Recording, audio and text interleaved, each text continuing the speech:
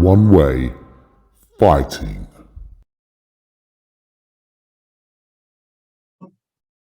Looking at the UFC at the minute, and me and you, I'll have this conversation with you because you're like me, you're old school, or more old school than some of the younger people who are getting into it nowadays, your Conor McGregor generation type thing. So we remember the old sort of UFC ones and that, and we're not having to watch them on fight catalogs because we've seen them back in the day and that. I mean, I was thinking before, and I want to see what you think of it. Do you think it would be where it'd be if Dana White wasn't who he was and where he was?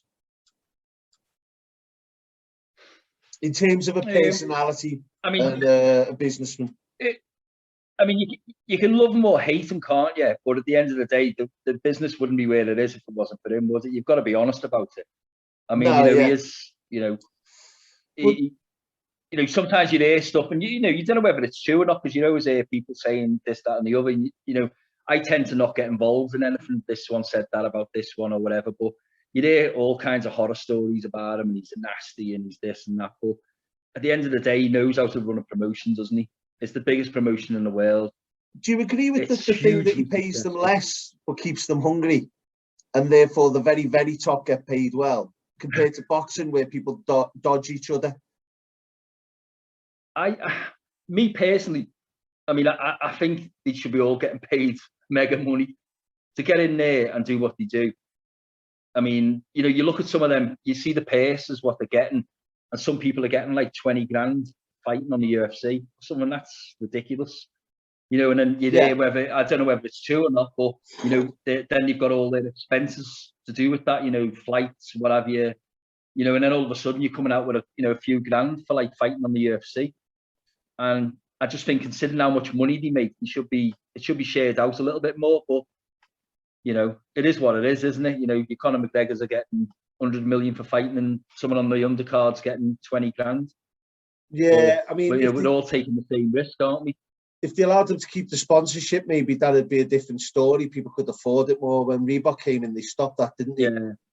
But yeah, and then it goes on your fight performances and all that, isn't it? Yeah, that's what I was going to say. The fight performance style. So it makes for more entertaining fights, I think. But again, it because Alec Kinter, he turned around and said, I just can't afford to fight on what they're paying me. But you get that then where you're going to get into that where you got like either a Rocky type story where you got like Alec Kinter or whatever, who comes up and just fights a champion or something and maybe wins. Do you know what I mean? That's great. But then you're going to probably get a lot of mismatches because you're going to get lads who just want to have them fights. Same situations we were in.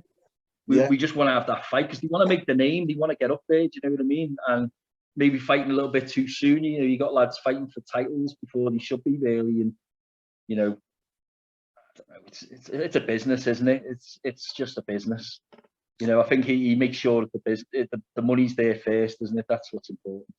Yeah, I think he genuinely likes the fight. Yeah, I do like him as a personality. Definitely do. I mean, he always defends his position on the business standards, and he always comes out with what on the surface sounds like sound arguments. But then you hear from the fighters some stories that they're in agreement. Was it Darren Till who said that they just walked up and handed them 80 grand in cash or something after a fight because it mightn't be him?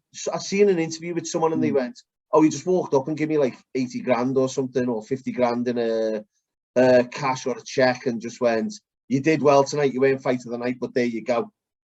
So people get extra bonuses and stuff if they're doing well, but if you're some no-name who's just like danced around the cage, then not necessarily. So there are stories that it's not the case, and then there are stories that it is.